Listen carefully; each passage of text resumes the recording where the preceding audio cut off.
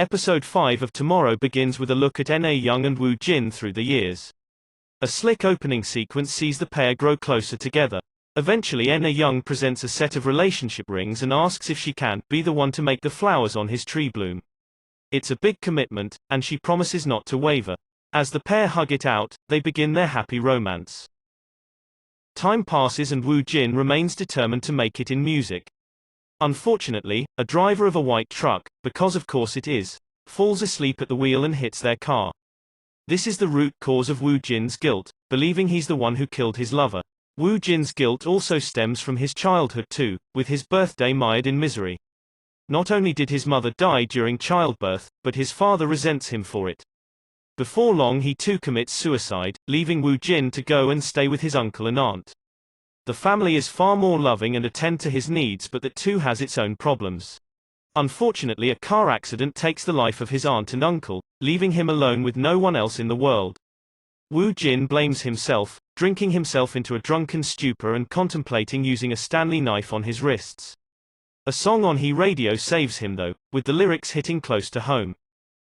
Giving him something to hold on to, Woo Jin starts guitar lessons, using music as a way of channeling his emotions. With his hand now wounded, his last hope appears to be gone. Woo Jun teeters on the edge of suicide. Ryan returns to the team, including Ghost Na Young, with the latter promising that she can save him. However, outside Mr. Lim and his goons stand ready to take the runaway in custody.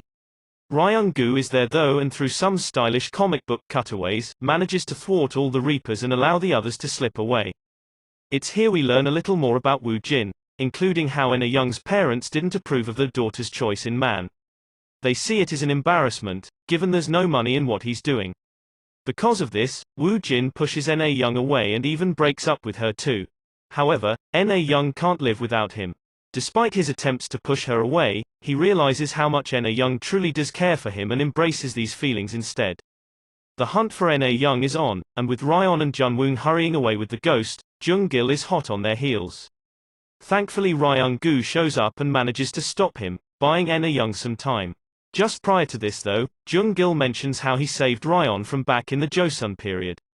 This confirms that the opening glimmers of the episode flashback we saw is actually from Ryung-gu's past. Could the woman with red eyeshade be Ryan?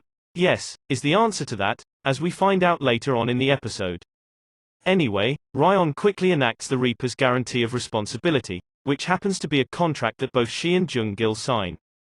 This essentially buys them some time, but it's outside the realm of responsibility for the company. All of this rests on the room team finding Woo Jin and stopping him before he commits suicide. That's easier said than done though, when this poor guy has had an absolutely torrid time. Every part of his life, every step, echoing those he's taking up to the rooftop here, have been mired in misery and bitter regret at what's befallen his life. So why has this car accident pushed him over the edge? Well, it turns out Na Young actually turned the wheel of the car, sacrificing herself to save Woo Jin. As a result, her father blamed him at the funeral and even struck him across the face as a result. Woo Jin jumps off the balcony, prompting Ryan to get involved and stop him. As she holds on, Na Young inexplicably manages to stop Woo Jin and pull him into a surreal space where they can both be together again. This meeting is just what Woo Jin needed, as he re-examines his life again and doubles down on the music. He cleans up his apartment and sings for Na Young, especially knowing that he's not to fault for what happened.